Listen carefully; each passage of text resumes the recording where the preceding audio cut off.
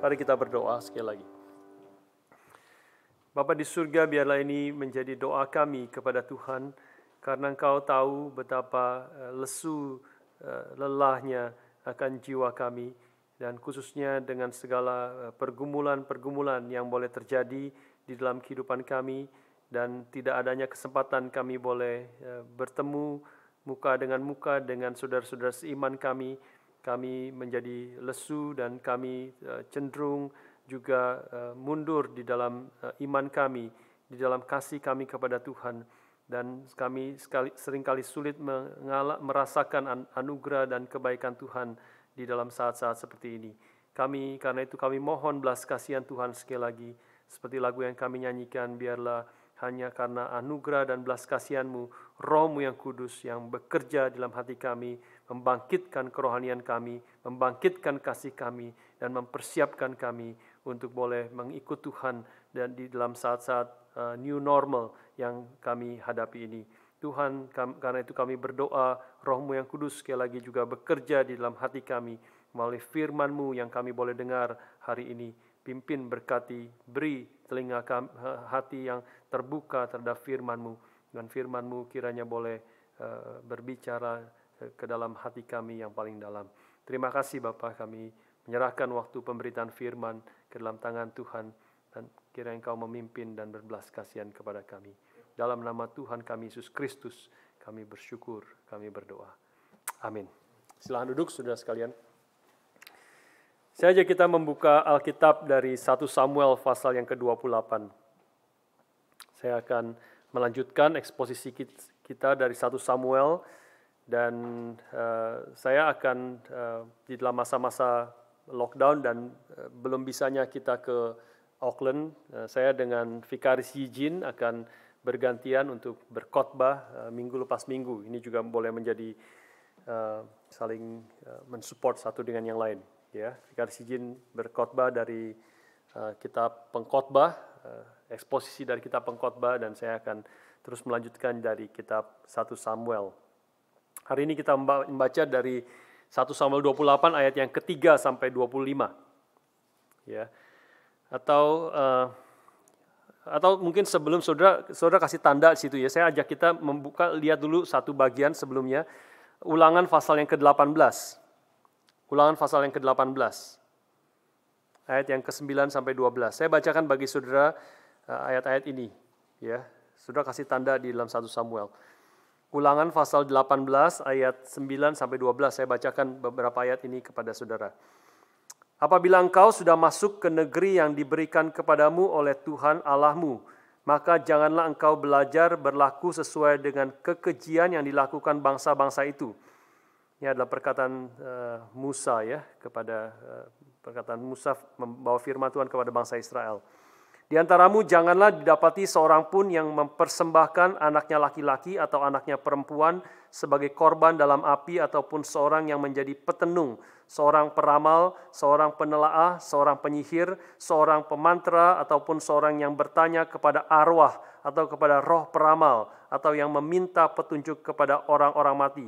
Sebab setiap orang yang melakukan hal-hal ini adalah kekejian bagi Tuhan. Dan oleh karena kekejian-kekejian inilah Tuhan Allahmu menghalau mereka dari hadapanmu. Ya, ini menjadi latar belakang kita membaca pasal 28 dari 1 Samuel. Sekarang kita membaca bergantian. 1 Samuel pasal yang ke-28. Saya mulai baca ayat yang ketiga, dan saudara ayat yang keempat, bergantian seterusnya hingga ayat yang ke-25. 1 Samuel 28 ayat yang ketiga, saya mulai. Adapun Samuel sudah mati, seluruh orang Israel sudah meratapi dia, dan mereka telah menguburkan dia di Rama, di kotanya. Dan Saul telah menyingkirkan dari dalam negeri para pemanggil arwah dan roh peramal. Orang Filistin itu berkumpul, lalu bergerak maju, dan berkata susunan. Saul mengumpulkan seluruh orang Israel, lalu mereka berkemah di Gilboa. Ketika Saul melihat tentara Filistin itu, maka takutlah ia dan hatinya sangat gemetar. Dan Saul bertanya kepada Tuhan, tetapi Tuhan tidak menjawab dia, baik dengan mimpi, baik dengan tuli, baik dengan perantaraan para nabi. Lalu berkatalah Saul kepada para pegawainya, "Carilah bagiku seorang perempuan yang sanggup memanggil arwah, maka aku hendak pergi kepadanya dan meminta petunjuk kepadanya." Para pengawalnya menjawab dia, "Di Endor ada seorang perempuan yang sanggup memanggil arwah." Lalu menyamarlah Saul, dia mengenakan pakaian lain dan pergilah dia dengan 2 orang. Ketika mereka pada waktu malam sampai kepada perempuan itu, berkatalah Saul, "Cobalah engkau merenung bagiku perantaraan arwah, dan panggillah supaya muncul kepadaku orang yang akan kusebut kepadamu." Tetapi perempuan itu menjawabnya, "Tentu engkau mengetahui apa yang diperbuat Saul, bahwa ia telah melenyapkan dari dalam negeri para pemanggil arwah dan roh peramal. Mengapa engkau memangsa jerat terhadap nyawaku untuk membunuh aku?" Lalu bersumpahlah Saul padanya demi Tuhan, katanya, "Demi Tuhan yang hidup, tidak akan ada kesalahan tertimpa kepadamu karena perkara ini." Sesudah itu bertanyalah perempuan itu, "Siapakah yang harus kupanggil supaya muncul kepadamu?" Jawabnya, "Panggillah Samuel supaya muncul kepadaku." Ketika perempuan itu melihat Samuel, berteriaklah ia dengan suara nyaring. Lalu perempuan itu berkata kepada Saul demikian, "Mengapa engkau menipu aku? Engkau sendirilah Saul." Maka berbicaralah raja kepadanya, "Janganlah takut, tetapi apakah yang kau lihat?" Perempuan itu menjawab Saul, "Aku melihat sesuatu yang ilahi muncul dari dalam bumi." Kemudian bertanyalah ia kepada perempuan itu, "Bagaimana rupanya?" Jawabnya, "Ada seorang tua muncul, berselubungkan jubah." Maka tahulah Saul bahwa itulah Samuel. Lalu bertunduklah ia dengan mukanya sampai ke tanah dan sujud menyembah. Sesudah itu berbicara Samuel kepada Saul, "Mengapa engkau mengganggu aku dengan memanggil aku muncul?" Kata Saul, "Aku sangat dalam keadaan terjepit. Orang Filistin berperang melawan aku, dan Allah telah undur daripadaku. Ia tidak menjawab aku lagi, baik dengan perantara nabi maupun dengan mimpi. Sebab itu aku memanggil engkau, supaya engkau memberitahukan kepadaku apa yang harus ku perbuat." Lalu berbicaralah Samuel, "Mengapa engkau bertanya kepadaku? Padahal Tuhan telah undur daripadamu dan telah menjadi musuhmu." Tuhan telah melakukan kepadamu seperti yang difirmankannya dengan perantaranku, yakni Tuhan telah mengoyakkan kerajaan dari tanganmu dan telah memberikannya kepada orang lain, kepada Daud. Karena engkau tidak mendengarkan suara Tuhan dan tidak melaksanakan murkanya yang menyala-nyala itu atas Amalek, itulah sebabnya Tuhan melakukan hal itu kepadamu pada hari ini. Juga orang Israel bersama-sama dengan engkau akan diserahkan Tuhan ke dalam tangan orang Filistin, dan besok engkau serta anak-anakmu sudah ada bersama-sama dengan daku. Juga tentara Israel akan diserahkan Tuhan ke dalam tangan orang Filistin. Pada saat itu juga rebahlah Saul memanjang ke tanah, sebab ia sangat ketakutan oleh karena perkataan Samuel itu. Juga tidak ada lagi kekuatannya, karena sehari semalam itu ia tidak makan apa-apa.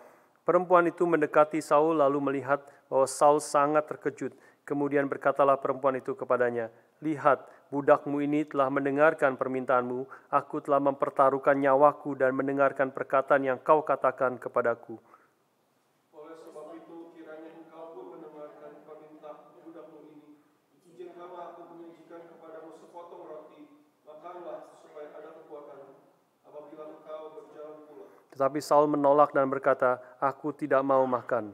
Tetapi ketika para pegawainya serta perempuan itu juga mendesak, maka didengarkannyalah permintaan mereka. Lalu bangkitlah dari tanah dan duduk di balai-balai. Perempuan itu mempunyai seekor anak lembu tambun di rumahnya, maka segeralah ia menyembelih itu. Ia mengambil tepung, diremasnya dan dibakarnya menjadi roti yang tidak beragi. Dihidangkannyalah semuanya itu ke depan Saul dan ke depan para pegawainya, lalu mereka makan. Kemudian bangkitlah mereka dan pergi pada malam itu juga. Saudara sekalian, ini adalah bagian yang sangat menarik tentu, ya. Tidak sering kita ketemu bagian seperti ini, bahkan mungkin ini satu-satunya di dalam seluruh Alkitab berbicara tentang pemanggil arwah yang memanggil arwah daripada Samuel, dan Samuel yang sudah mati dikatakan di dalam awal-awal dijelaskan memang Samuel sudah mati dan kemudian muncul dan kemudian berbicara kepada Saul. Ya jelas akan muncul pertanyaan waktu kita membaca bagian ini. Ini apakah ini betul-betul terjadi? Ya, apakah yang muncul itu betul-betul Samuel? Ya, dan kalau itu Samuel, bukankah orang yang sudah mati tidak bisa dipanggil lagi? Apakah pemanggil arwah ini punya kekuatan untuk memanggil Samuel yang sudah mati itu? Nah, itu menjadi pertanyaan-pertanyaan yang pasti muncul ya. Beberapa hal sudah ya. Yang pertama, kita tahu tadi saya baca di dalam Ulangan pasal yang ke-18, jelas sekali Alkitab menjelas dengan tegas firman Tuhan menegaskan bahwa pemanggil arwah dan petenung dan segala macam dukun-dukun itu dan sebagainya itu sesuatu yang dilarang oleh Tuhan, bahkan disamakan dengan seperti orang yang mempersembahkan anaknya sebagai korban. Ya, itu sesuatu kekejian di mata Tuhan, sesuatu yang dilarang oleh Tuhan. Nah, tapi pertanyaannya, kalau kita kemudian mau bertanya, meskipun jelas itu dilarang oleh Tuhan, tetapi jadi apa yang terjadi di sini? Apakah betul-betul arwah atau roh Samuel itu yang muncul yang berbicara kepada Saul? Sudah, yang kita kembali harus memperhatikan Alkitab ya. Salah satu prinsip di dalam menafsirkan Alkitab adalah Alkitab itu sendiri ya. Scripture interprets Scripture. Dan kita khususnya di dalam bagian ini kita perlu memperhatikan apa yang Alkitab katakan sebenarnya di dalam bagian ini ya. Khususnya di dalam story, kalau sudah membaca story, which is kita 1 Samuel banyak, ini adalah banyak cerita yang terjadi, cerita di dalam sejarah. Maka kita harus, waktu membaca bagian-bagian dalam Alkitab, kita harus memperhatikan siapa yang mengatakan itu. Siapa kalimat itu, cerita itu, bagian itu, siapa yang mengatakan. Apakah orang yang jahat, apakah Saul, apakah orang pemanggil arwah itu, ataukah sebenarnya penulis yang mengatakan itu. Kalau itu adalah penulis, berarti dia adalah penulis yang diinspirasi oleh Roh Kudus, berarti itu adalah kebenaran yang kita harus terima. Ya, jadi kita harus perhatikan di sini dan saya ajak kita melihat beberapa ayat, misalnya ayat yang ke-12. Ayat yang ke-12 dikatakan di situ, ketika perempuan itu melihat Samuel, berteriaklah ia dengan suara nyaring. Siapa yang tulis itu? Siapa yang mengatakan itu? Yang mengatakan itu penulis. Ya, jadi ketika perempuan itu melihat Samuel, berarti penulis mengatakan perempuan itu, ahli pemanggil arwah itu betul-betul melihat Samuel. Karena itulah yang penulis katakan. Misalnya juga ayat yang ke-14b, juga mirip sekali. Maka tahulah Saul bahwa itulah Samuel. Lalu berlututlah ia dengan mukanya sampai ke tanah dan sujud menyembah. Itu yang dilakukan Saul. Tetapi kalimat ini, maka tahulah Saul bahwa itulah Samuel. Itu siapa yang tulis? Lagi-lagi itu bukan perkataan Saul, bukan perkataan pemanggil arwah. Itu adalah yang ditulis oleh penulis Alkitab. Lalu, maka tahulah Saul bahwa itulah Samuel. Ya, ayat 15 juga demikian. Sesudah itu berbicaralah Samuel kepada Saul. Ya, perkataannya perkataan Samuel ya, tapi kalimat introduksinya adalah berbicaralah Samuel kepada Saul. Berarti memang itu adalah Samuel, karena itu adalah yang dikatakan oleh penulis Alkitab. Juga mirip ayat 16 juga sama sebenarnya. Ayat 16, lalu berbicaralah Samuel. Jadi yang berbicara itu adalah Samuel, karena penulis Alkitab yang mengatakan yang berbicara itu adalah Samuel. Ya, jadi itu kira-kira seperti itu. Ya, jadi kalau saudara melihat juga ayat yang ke-12 misalnya, ayat yang ke-12 kembali ke ayat ke-12. Ketika perempuan itu melihat Samuel, berteriaklah ia dengan suara nyaring. Lalu perempuan itu berkata kepada Saul demikian, mengapa engkau menipu aku? Engkau sendirilah Saul. Jadi ayat itu mau menegaskan bahwa perempuan itu sendiri terkejut sebenarnya. Perempuan itu sendiri tidak sangka bahwa Samuel yang sudah mati itu sekarang betul-betul muncul. Begitu. Ya, jadi itu saya waktu membaca bagian ini sudah ingat film Ghost dulu. Nah, kalau orang yang sudah berumur kita kayaknya semua udah 40 ke atas itu tahu film Ghost, itu sangat terkenal pada waktu dulu munculnya ya.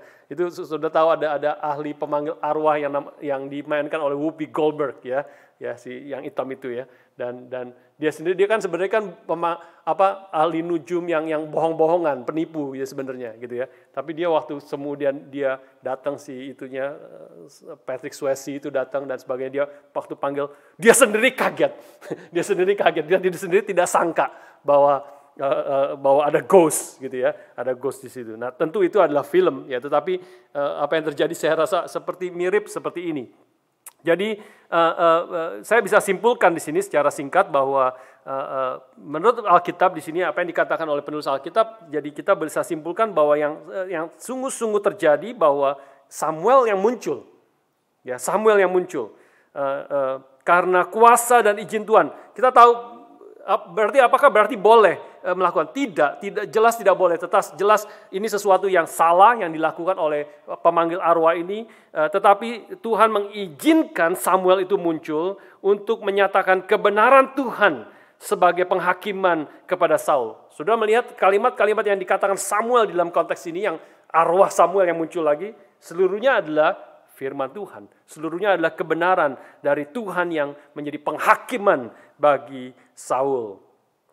Penulis di sini jelas tidak mengencourage kita untuk melakukan memanggil arwah dan sebagainya, melakukan praktek seperti ini. Ya, kalau di Indonesia ada jalangkung dan sebagainya, ya memanggil arwah dan sebagainya.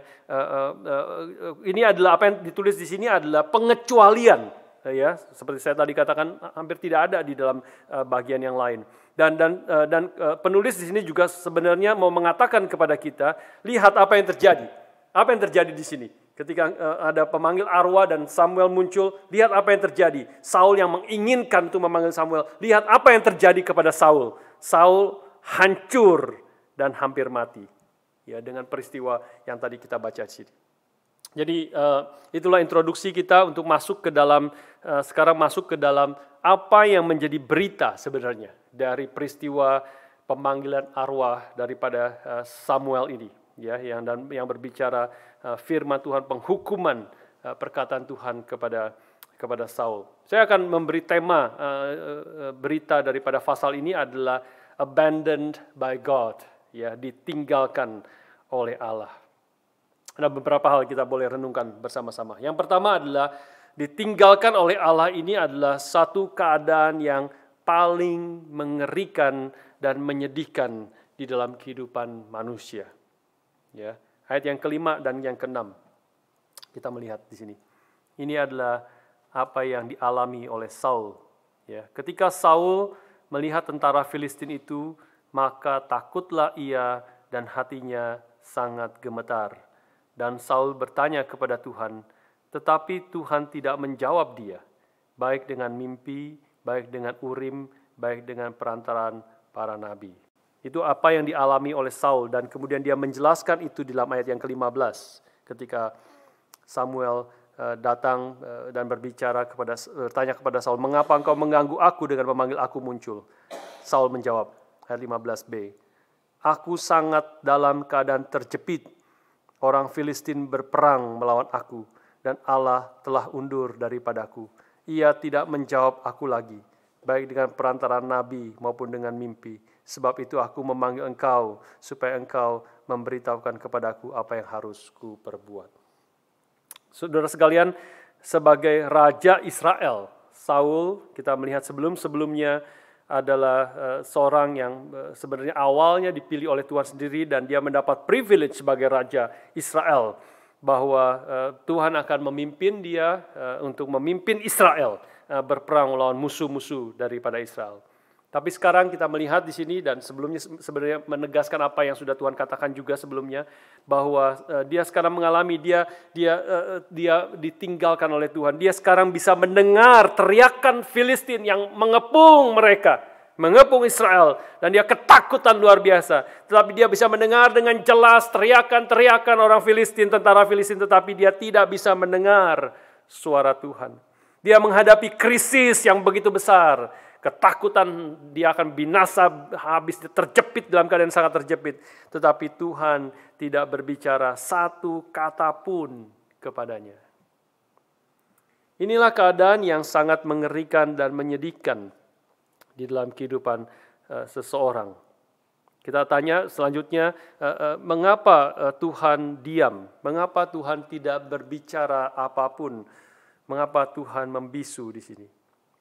Ayat yang ke-18 jawaban daripada Samuel menjelaskan akan hal itu. Karena engkau tidak mendengarkan suara Tuhan dan tidak melaksanakan murkanya yang bernyala-nyala itu atas Amalek, itulah sebabnya Tuhan melakukan hal itu kepadamu pada hari ini. Apa yang dikatakan Samuel di sini jelas menunjuk kepada apa yang terjadi di dalam pasal 13, pasal 15 yang dulu kita sudah bahas, bahwa di mana Saul terus memberi berbagai alasan terhadap apa yang dia lakukan, tetapi dia sebenarnya hatinya tidak mau taat kepada Tuhan. Dia terus memberi segala alasan, aku begini-begini karena engkau tidak datang-datang Samuel, maka aku memberikan persembahan kepada Tuhan diriku sendiri. Aku sudah menunggu-nunggu. Tapi Tuhan katakan melalui firman Tuhan, melalui Samuel pada waktu itu yang masih hidup.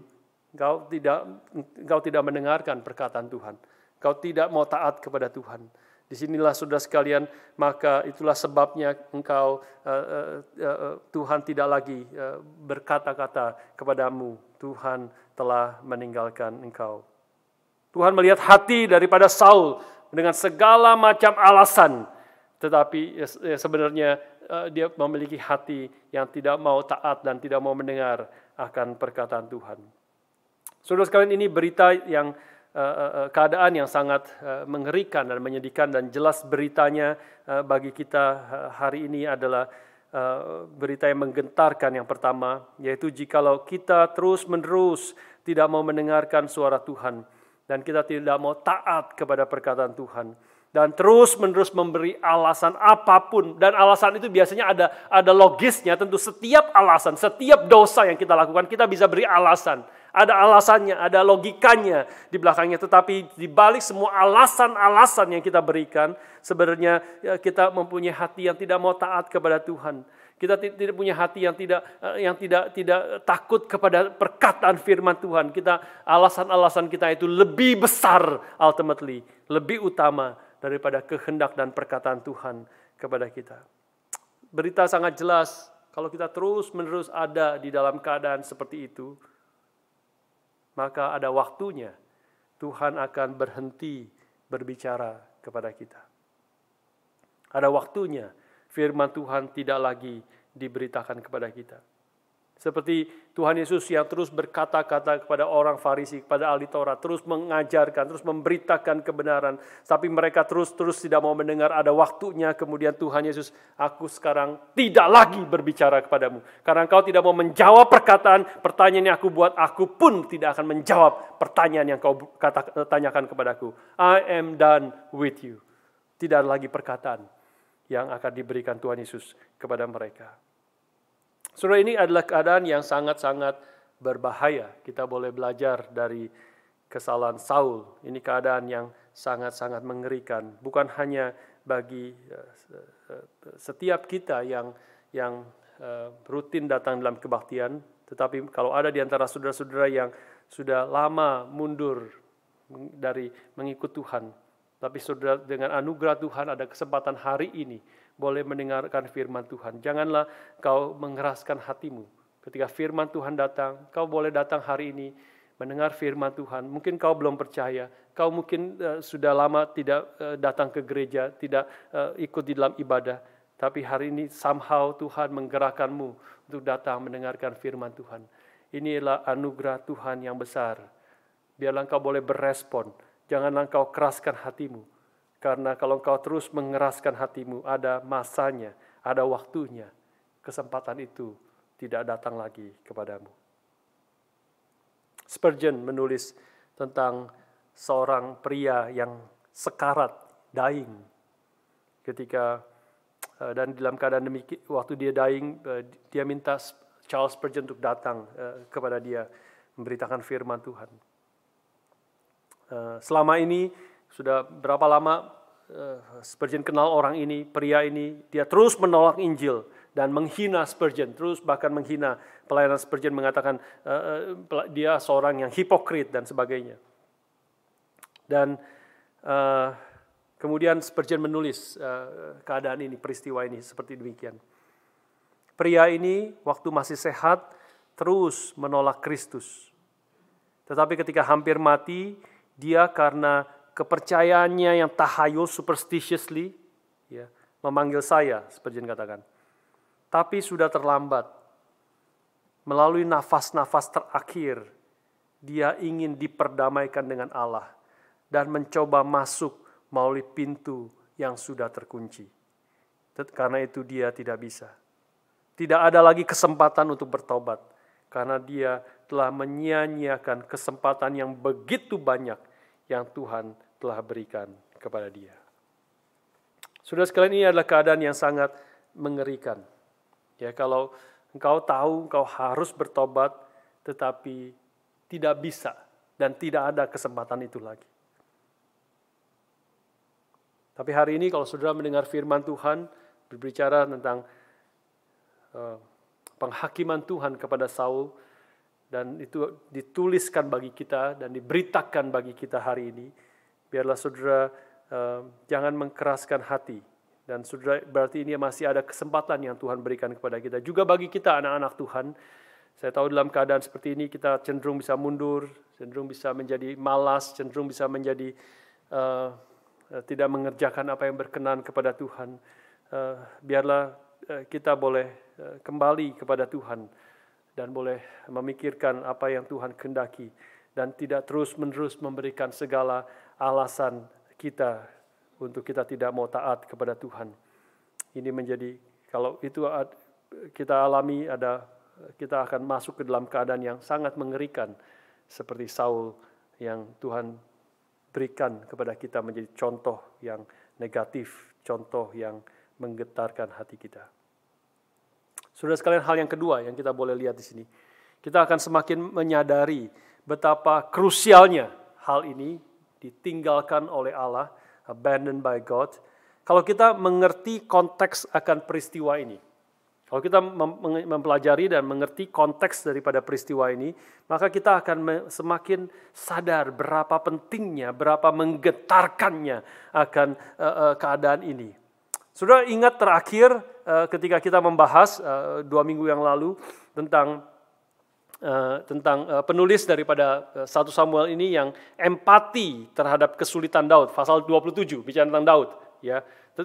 Daud yang di dalam keadaan kesulitan terus-menerus dikejar oleh Saul, dan akhirnya kemudian meskipun penulis itu empati, mengerti apa yang menjadi kesulitan daripada Daud, tetapi ultimately penulis itu tidak membenarkan tindakan yang dilakukan Daud di dalam pasal yang ke-27, kalau saudara masih ingat, ketika dia lebih bersandar kepada Raja Akis, yaitu orang Filistin, musuh Israel, lebih daripada dia bersandar kepada Yahweh.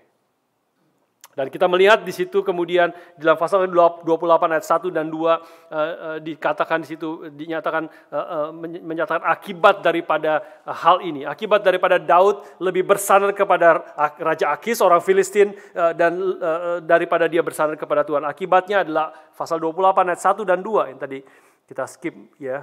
Pada waktu itu orang Filistin, saya bacakan bagi saudara, mengerahkan tentaranya untuk berperang melawan orang Israel. Jadi sekarang Filistin akan berperang melawan Israel.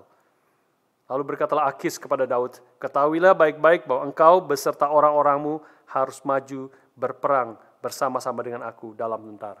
Ini keadaan yang sangat genting bagi Daud. Yaitu apa? Ini keadaan yang dilematis. Dia ada di dalam posisi apakah dia akan mengikut Raja Akis yang selama ini sudah baik, sudah menolong dia, tentu dengan ada motivasi di belakangnya, ya, ada udang di balik batu, dan sekarang nyata udang itu di balik batu. Akis membawa Daud, pahlawan yang gagah perkasa itu, untuk berperang melawan bangsanya sendiri. Dia dalam keadaan terpojok untuk berperang dan membunuh akan saudara-saudaranya sendiri. Atau dia terbongkar sekarang semua, akan topengnya terbongkar semua strateginya, dan dia akan dianggap sebagai traitor, sebagai pengkhianat, dan akan dibunuh oleh Raja Akis. Keadaan yang sangat dilematis yang dihadapi oleh Daud karena kesalahan dia. Tetapi kita tidak tahu apa yang terjadi selanjutnya. Berhenti.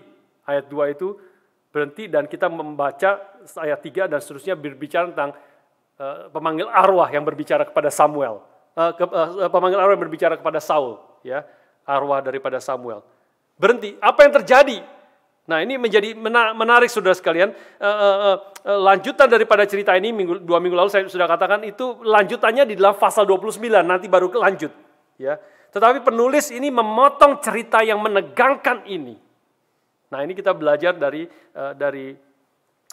literally, ya, literary sastra daripada Alkitab ini. Dan terlebih lagi bukan hanya penulis, saya katakan sengaja memotong cerita ini di tengah-tengah.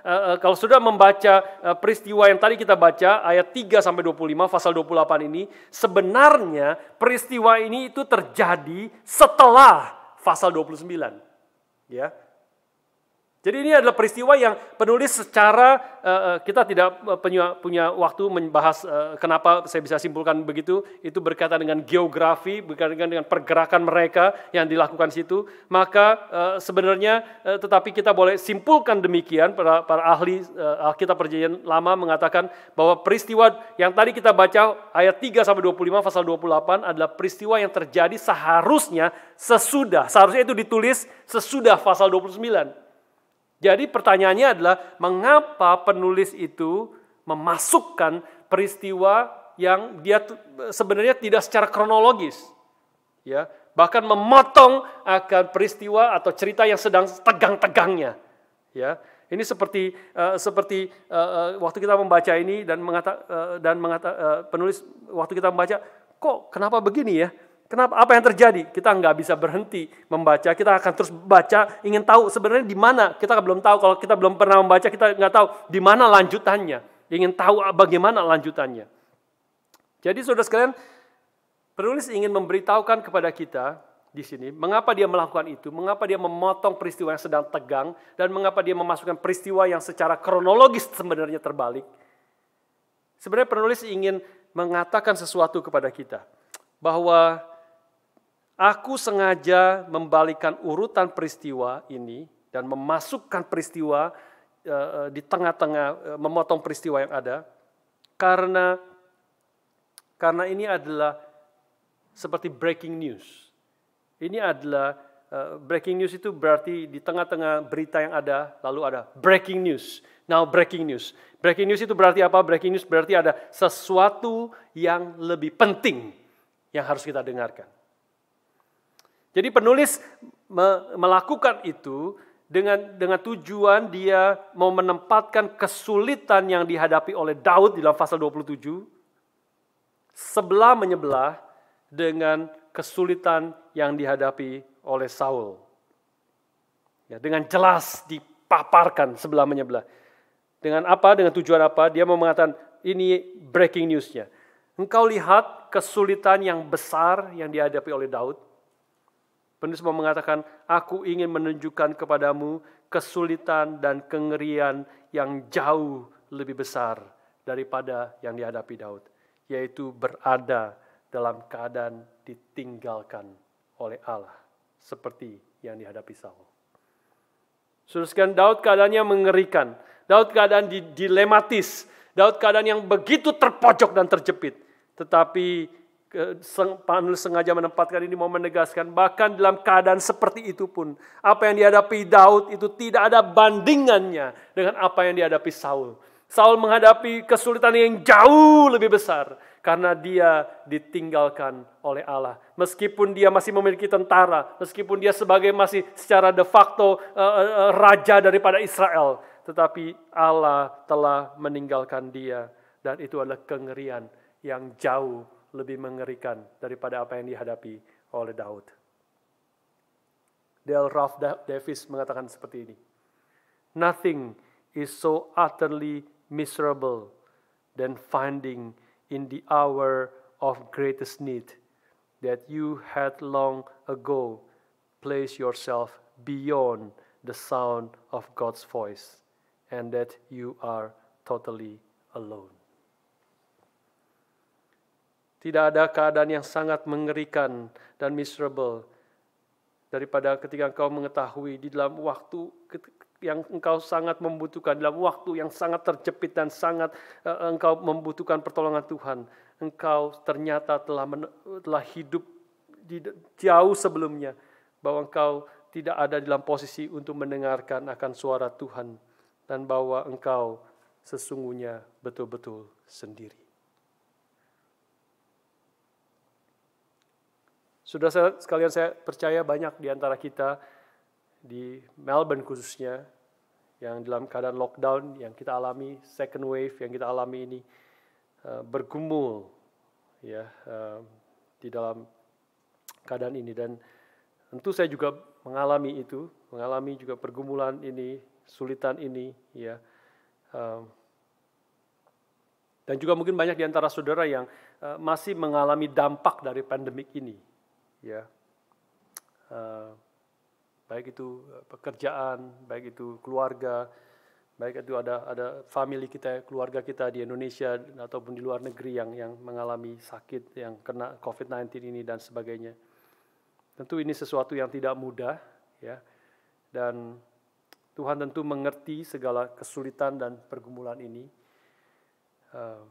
Kebebasan yang diambil dari hidup kita, mimpi yang direbut, rencana-rencana yang hancur berantakan karena COVID-19 ini. Tidak pasti, banyak ketidakpastian. Ya, saudara-saudara kita yang mau menikah juga banyak hal yang tidak pasti. Jadi bingung sekali apa yang harus dikerjakan. Orang tua, apakah orang tua bisa datang ke sini? Kalau tidak bisa datang, bagaimana kebaktian, pemberkatan nikah 1 kali di dalam seumur hidup, tapi tidak ada orang tua yang bisa hadir. Itu menjadi kesusahan. Tapi kalau mau mundur lagi, mundur sampai kapan juga tidak tahu. Ya, banyak hal yang membingungkan dan tidak pasti. Saya rasa Tuhan pasti mengerti segala kesulitan pergumulan kita. Tetapi firman Tuhan hari ini mau menegaskan, memberitakan kepada kita bahwa ada sesuatu yang jauh lebih mengerikan dari itu. Ada sesuatu yang jauh lebih mengerikan. Yaitu ketika di dalam keadaan kesulitan, pergumulan, kebebasan yang diambil itu, tidak ada Tuhan yang hadir dan memimpin kita. Tentu sebaliknya adalah benar. Adalah sesuatu yang jauh lebih, adalah sesuatu penghiburan yang besar. Kalau di tengah-tengah kebebasan kita yang diambil, di tengah mimpi yang direbut, di tengah rencana-rencana yang hancur berantakan, di tengah-tengah segala ketidakpastian apa yang terjadi ke depan, kita di tengah segala keadaan seperti demikian adalah suatu penghiburan besar kalau kita tetap memiliki akses ke tahta anugerah Tuhan. Kalau kita tetap boleh datang kepada Tuhan yang berdaulat atas segala sesuatu, atas apa yang terjadi di dalam dunia ini dan dalam hidup kita. Kalau kita masih boleh datang kepada Tuhan dalam segala pergumulan kita, kita masih boleh mendengar akan perkataan Tuhan yang diberitakan kepada kita. Ini adalah anugerah yang besar. Firman Tuhan hari ini menjadi peringatan kepada Saul, kepada kita sekalian, tapi sekaligus menjadi penghiburan bagi kita sekalian. Biarlah kita datang kepada Tuhan. Di tengah segala kesulitan, pergumulan, ketidakpastian, kita senantiasa memegang dan bersyukur kepada Tuhan. Karena masih ada yang paling penting, masih ada yang paling berharga, yaitu Tuhan sendiri yang tidak akan meninggalkan kita. Tuhan yang masih berbicara kepada kita. Tuhan yang kita masih boleh datang kepada Dia di dalam doa, di dalam firman, yang boleh memimpin, memberi terang bagi kita. Biarlah firman Tuhan yang adalah terang bagi jalan kita dan pelita bagi kaki kita, boleh terus memimpin kita di tengah-tengah kegelapan ini. Dia menjadi pelita, Dia memimpin sehingga kita tidak jatuh dan tidak tersandung. Saudara sekalian, hal yang ketiga, kita boleh melihat ada warning di sini. Ada warning di sini, yaitu bahwa warningnya di dalam keadaan kesulitan, pergumulan seperti Saul yang dalam keadaan terjepit ini, keadaan itu mendorong kita untuk mencari pertolongan dan berkat Tuhan dan bukan mencari Tuhan itu sendiri. Ini apa yang dialami Saul di sini. Kita melihat kembali kepada teks kita. Saul ada dalam keadaan terjepit dan dia berusaha keras dengan melepaskan diri dari kesulitan dan keadaan terjepit itu dengan mengambil resiko. Sebenarnya apa yang dilakukan Saul ini mengambil resiko. Kalau sudah melihat sekali lagi geografinya, dia harus untuk masuk ke tempat yang disebut Endor, di mana ada pemanggil arwah di situ. Dia harus melewati tempat berkemah Filistin. Sehingga sebenarnya dia di dalam keadaan yang mengambil resiko yang sangat besar. Tapi pertanyaannya adalah, apa yang mendorong dia melakukan itu? Apa yang mendorong dia mengambil resiko yang besar? Itu sekali lagi dikatakan ayat yang ke-15, 15b yang dikatakan Saul. Kata Saul, aku sangat dalam keadaan terjepit. I am in great distress. NIV mengatakan. Ya. Orang Filistin berperang melawan aku dan Allah telah undur daripadaku. Ia tidak menjawab aku lagi baik dalam perantara nabi maupun dengan mimpi. Inilah motivasinya. Sebab itu aku memanggil engkau, Samuel, supaya engkau memberitahukan kepadaku apa yang harus ku perbuat. Kita bisa simpulkan di sini, Saul ingin tahu apa yang harus dia lakukan, apa yang harus dia perbuat. Dia datang dan melakukan semua itu, mencari jalan keluar dari keadaan terjepit, keadaan tertekan itu. Bukan karena dia mengasihi Tuhan, tetapi karena dia takut kalah dan takut gagal menghadapi orang Filistin. Jawaban Samuel ayat yang ke-16 membongkar akan hati daripada Saul ini. Lalu Samuel berbicara, mengapa engkau bertanya kepadaku padahal Tuhan telah undur daripadamu dan telah menjadi musuhmu. Saudara sekalian, jadi Saul di sini datang dan melakukan segala usahanya bukan untuk mencari wajah Tuhan, bukan mau mencari kehendak Tuhan karena dia tidak mau melakukan kehendak Tuhan. Ultimately, Samuel membongkar hati Saul ini. Maka sesungguhnya dia hanya mau mencari kelepasan daripada kesulitan ini, mendapat pertolongan, mendapat arah karena dia takut gagal. Sedangkan dia tidak sungguh-sungguh sebenarnya mencari wajah Tuhan dan mencari akan kehendak Tuhan, mendengar suara Tuhan. Pemazmur mengajar kita akan satu perbedaan yang krusial. Apakah kita sungguh-sungguh di dalam kesulitan pergumulan kita segera buru-buru mau menyelesaikan persoalan ini. Itu jelas very human. Saudara dan saya sendiri juga kalau tentu mengalami kesulitan, mengalami pergumulan, kita ingin segera lepas buru-buru. Mencari solusi daripada kesulitan kita ini, bukan? Tapi biarlah firman Tuhan mengajar kita, pemazmur nanti mengajar kita, perkataan Samuel di sini mengajar kita dengan menegur kesalahan daripada Saul. Bahwa sesungguhnya Tuhan dan relasi kita dengan Dia itu harus menjadi lebih utama daripada persoalan dan segala kebutuhan yang kita hadapi. Sudah saya ajak kita membuka Mazmur pasal 88. Mengerti satu contoh dari begitu banyak contoh sebenarnya dari Mazmur yang mengajar kita akan hal ini. Mazmur pasal yang ke-88. Saya bacakan bagi saudara ayat ke-14 hingga ayat yang ke-19. Mazmur 88 ayat 14 sampai 19. Pemazmur berkata kepada Tuhan, tetapi aku ini ya Tuhan, kepadamu aku berteriak minta tolong, dan pada waktu pagi doaku datang di hadapanmu.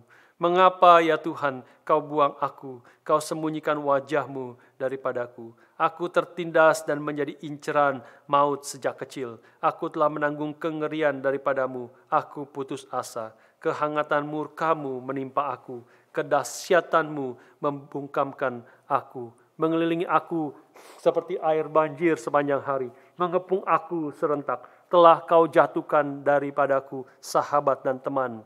Telah kau jauhkan daripadaku sahabat dan teman. Kenalan-kenalanku adalah kegelapan. Ini menarik sekali Mazmur ini. Karena Mazmur ini tidak ditutup dengan pertolongan dan kelepasan dari Tuhan. Mazmur ini diakhiri dengan keadaan yang tetap merana, tetap susah. Kalimat terakhir NIV mengatakan, the darkness is my closest friend. Teman-temanku yang terdekat adalah darkness, kegelapan. Tetapi kalau sudah membaca Mazmur ini dan Mazmur-Mazmur yang lain, maka sudah akan tahu, akan mengerti bahwa di dalam keadaan terjepit, di dalam keadaan susah, di dalam keadaan bahkan merasa dalam keadaan seperti itu Tuhan tidak menjawab, Tuhan tidak menolong, Tuhan tidak memberikan akan anugerahnya di dalam keadaan seperti itu. Tetapi yang membedakan umat Tuhan yang sejati dengan orang-orang yang hanya mencari anugerah dan pertolongan Tuhan adalah anak-anak Tuhan. Pemazmur mengajar kita ketika dalam keadaan seperti demikian, keadaan terjepit, keadaan Tuhan sepertinya diam, tidak menjawab akan dia. Pemazmur dan orang-orang percaya sepanjang sejarah tetap akan datang kepada Tuhan. Yang dia merasa, yang kita merasa Tuhan tidak lagi mendengar, tidak lagi menjawab. Ini justru adalah ciri umat Tuhan yang sejati. Ketika Tuhan sepertinya tidak menyatakan anugerah dan pertolongannya, kita tetap datang kepada Tuhan yang kita anggap sedang diam dan tidak menyatakan anugerahnya. Saudara sekalian, inilah tanda yang paling krusial bahwa Tuhan sebenarnya tidak ultimately meninggalkan kita.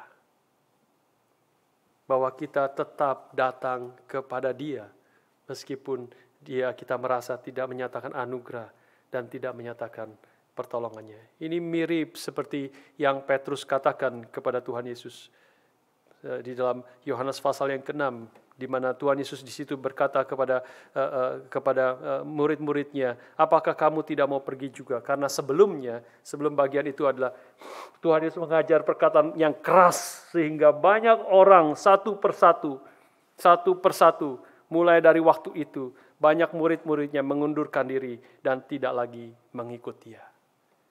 Dan Tuhan Yesus berbalik kepada 12 muridnya sekarang dan berkata, apakah kamu tidak mau pergi juga? Maka perkataan Simon Petrus menyatakan, inilah umat Tuhan yang sejati. Simon Petrus berkata kepada Tuhan Yesus, Tuhan, kepada siapakah kami akan pergi? Perkataanmu adalah perkataan hidup yang kekal. Dan kami telah percaya dan tahu bahwa Engkau adalah yang kudus dari Allah. Saudara sekalian, ini adalah ciri dari umat Tuhan yang sejati. Biarlah melalui teks kita hari ini kita diingatkan, melalui kesalahan daripada Saul kita diajarkan bahwa kesulitan, pergumulan yang kita hadapi, biarlah itu tidak menjadi fokus kita. Tentu kita kita baru digerakkan, kita sangat efek kepada kita ketika kesulitan pergumulan itu datang. Tetapi biarlah kita tahu firman Tuhan mengajar kepada kita kesulitan pergumulan, kebutuhan yang betul-betul kebutuhan, betul-betul kesulitan, betul-betul pergumulan yang kita hadapi. Itu senantiasa adalah Tuhan seringkali memakai kesulitan pergumulan itu untuk membawa kita kembali kepada Tuhan. Untuk membawa kita datang kepada Dia. Untuk membawa kita kepada komunion persekutuan yang indah dan lebih dalam kepada Tuhan. Jangan terbalik. Apa yang dialami oleh Saul dan banyak orang-orang yang mengaku Kristen terbalik sama sekali. Tuhan itu dipakai sebagai alat untuk kita mencapai kebutuhan kita, mencapai menyelesaikan pergumulan dan kesulitan kita. Tuhan itu dipakai sebagai alat untuk kebutuhan kita. Tidak, Alkitab mengajarkan kepada kita kebutuhan-kebutuhan kita, kesulitan-kesulitan kita. Itu adalah alat di mana kita boleh datang kepada Tuhan melalui itu. Melalui kesulitan dan pergumulan itu. Tuhan membiarkan itu terjadi, termasuk COVID-19 yang kita alami, termasuk lockdown yang kita alami. Itu adalah Tuhan izinkan terjadi sebagai menjadi alat untuk kita boleh datang kepada Tuhan. Berseru kepada Dia, datang kepada firman-Nya, semakin menghargai akan firman Tuhan, semakin menghargai membaca firman, semakin menghargai kita bersekutu satu dengan yang lain di dalam rumah Tuhan, semakin menghargai dan menyadari betapa kebaikan Tuhan yang sudah Tuhan nyatakan di dalam masa-masa yang lalu. Dan biarlah semakin sadar bahwa Tuhan adalah segala-galanya di dalam hidup kita. Tuhan, kepada siapa kami harus pergi? Perkataanmu adalah perkataan yang hidup dan kekal. Dan kami telah percaya dan tahu bahwa Engkau adalah yang kudus dari Allah. Saudara melihat di sini perkataan Petrus, fokusnya bukan kepada kesulitan pergumulannya. Fokusnya bukan segala apa yang lingkungan di mana orang-orang sudah mulai meninggalkan akan Kristus. Tidak, dia fokus kembali kepada Tuhan. Siapakah Tuhan? Siapakah Tuhan? Siapakah Engkau? Apakah yang Kau katakan? Perkataanmu, firman-Mu adalah firman yang hidup dan kekal. Dan kami telah percaya dan tahu bahwa Engkau adalah yang kudus dari Allah. Saudara sekalian, perkataan Petrus ini membawa kita kepada poin yang terakhir. Kepada poin yang terakhir. Kembali kepada 1 Samuel pasal 28. Sudah membaca bagian yang terakhir di situ dikatakan bahwa setelah Saul terkapar ketakutan hampir mati karena mendengar perkataan Tuhan melalui Samuel di situ. ia tertelungkup, rebahlah di tanah, memanjang ke tanah sebab ia sangat ketakutan oleh karena perkataan Samuel itu. Juga tidak ada lagi kekuatannya karena sehari semalam ia tidak makan apa-apa. Sudah bermati, maka kemudian pemanggil arwah perempuan itu membujuk, dengan pegawai-pegawai membujuk Saul untuk makan, sehingga dia ada kekuatan lagi sedikit. Dan ayat bagian ini ditutup dengan satu kalimat yang menarik, 25. Dihidangkannya lah semuanya itu ke depan Saul, ke depan para pegawai, lalu mereka makan. Terakhir, yang sangat menarik. Kemudian bangkitlah mereka dan pergi pada malam itu juga.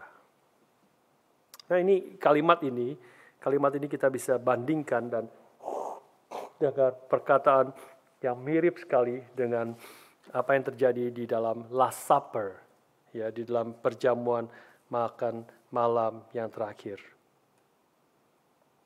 Kalimat ini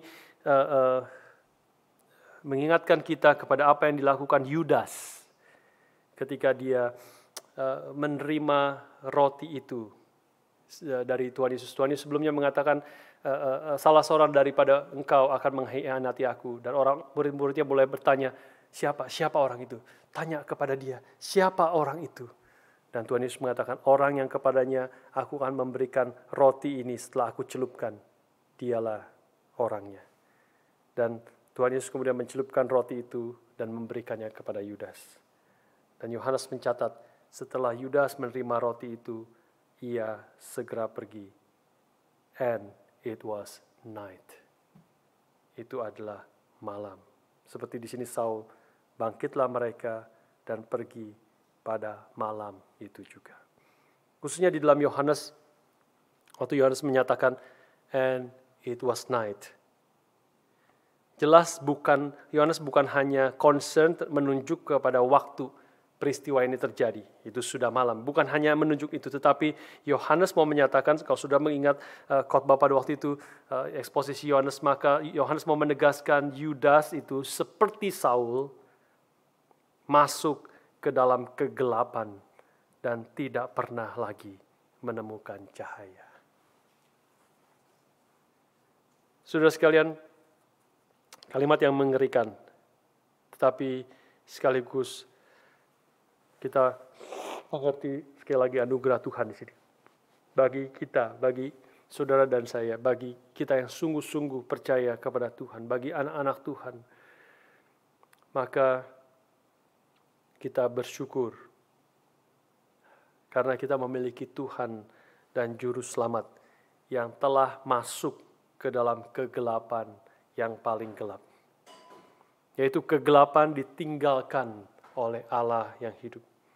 Di atas kayu salib Tuhan Yesus berteriak, my God, why hast thou forsaken me? Allahku, Allahku, mengapa engkau meninggalkan aku?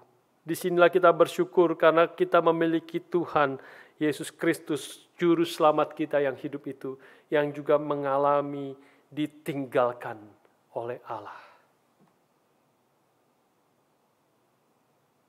Dan kita bersyukur kalau hanya karena Kristus, yang bukan karena dosanya, yang Kristus ya, anak Allah yang tunggal, yang hidupnya penuh dengan kesucian, penuh dengan ketaatan, taat sampai mati di atas kayu salib. Tetapi dia harus mengalami kegelapan yang mengerikan, ditinggalkan oleh Allah Bapanya itu. Dengan satu tujuan, supaya kita yang percaya kepadanya boleh berjalan dalam terang persekutuan dengan Bapa Allah kita yang di surga. Kita bersyukur memiliki Juru Selamat yang mengalami kegelapan yang mengerikan itu. Pertanyaannya bagi kita sekarang adalah, apakah engkau termasuk orang-orang yang percaya di dalam Kristus? Apakah engkau termasuk di dalam orang-orang yang beriman di dalam Kristus, yang telah menanggung kegelapan yang mengerikan, ditinggal oleh Allah Bapa karena menanggung dosa engkau dan saya? Apa engkau termasuk di dalam orang-orang yang percaya di situ? Saya berharap semua kita yang mendengar firman Tuhan hari ini termasuk orang-orang yang percaya. Sehingga kita tidak perlu lagi mengalami kegelapan yang mengerikan, ditinggal oleh Allah karena dosa-dosa kita. Karena Kristus yang telah menanggung akan hal itu, sehingga kita boleh ada di dalam persekutuan terang dengan Allah Bapa kita yang di surga. Tapi jika ada di antara saudara yang hari ini mendengar firman Tuhan dan sudah belum pernah sungguh-sungguh percaya dan beriman kepada Kristus, biarlah hari ini firman Tuhan diberitakan kepada saudara, mendorong saudara sungguh-sungguh berespons kepada Tuhan. Untuk engkau mencari wajah Tuhan. Dan firman Tuhan berkata, apabila engkau mencari wajahku, apabila engkau mencari aku dengan segenap hatimu, engkau akan menemukan aku. Biarlah setelah kita akan berdoa, sudah boleh berdoa dalam hatimu secara pribadi. Kau yang mengetahui keadaan hatimu sendiri, dan Tuhan yang tahu keadaan hatimu. Biarlah engkau boleh berespons kepada Tuhan sesuai dengan panggilan firman Tuhan pada hari ini. Dan ketika engkau melakukan itu, maka firman Tuhan mengatakan bahwa engkau akan mengalami damai sejahtera yang sejati. Damai sejahtera yang melampaui segala akal. Damai sejahtera yang bukan ada di dalam dunia ini. Tapi damai sejahtera karena kita boleh ada di dalam Tuhan, di dalam rekonsiliasi dengan Allah Bapa kita di surga. Damai sejahtera yang akan memimpin kita sampai selama-lamanya. Saya akan tutup khotbah hari ini dengan mengutip teolog besar J.I. Packer yang 2 hari lalu meninggal dunia, umur 93. Ya. Ada dikirim 40 kutipan daripada J.I. Packer yang sangat-sangat baik. Saya mengutip satu saja hari ini. J.I. Packer yang salah satu buku yang sangat terkenal itu Knowing God, menjadi mendapat Platinum Award. Ya. Umur 93 dia meninggal. Tapi dia ada satu kutipan yang relevan sekali kepada kita hari ini. Dia mengatakan demikian. There is no peace like the peace of those whose minds are possessed with full assurance that they have known God and God has known them. And that this relationship guarantees God's favor to them in life, through death, and on forever. Tidak ada damai sejahtera seperti damai sejahtera yang dikenal oleh orang-orang yang menyadari, memiliki kepastian yang pasti, full assurance, jaminan yang pasti bahwa mereka telah mengenal Allah dan Allah telah mengenal mereka. Dan relasi ini, pengenalan akan Allah, Allah mengenal dia, akan memastikan akan anugerah, kebaikan, dan damai sejahtera Tuhan yang akan memimpin dia di dalam hidup ini, melalui kematian, dan sampai selama-lamanya. Biarlah kita menjadi orang-orang yang mengalami demikian, menjadi bagian orang-orang yang beriman kepada Kristus sampai selama-lamanya. Mari kita berdoa.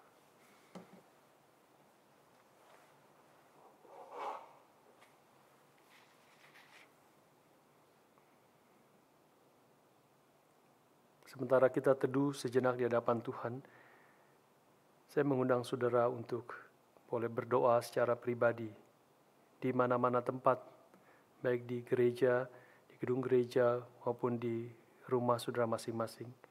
Baik engkau dengan keluargamu, dengan teman-temanmu, maupun sendiri mendengarkan firman Tuhan hari ini. Saya undang engkau berdoa secara pribadi, menyatakan isi hatimu.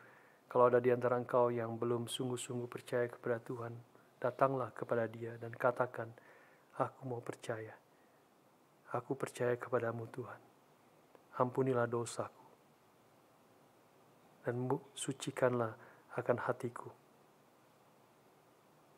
Dan berilah iman untuk saya terus boleh mengikut Tuhan seumur hidup saya. Dalam hidup ini. Sampai mati. Dan sampai selama-lamanya. Saya undang kita ambil waktu teduh sejenak, berdoa di hadapan Tuhan.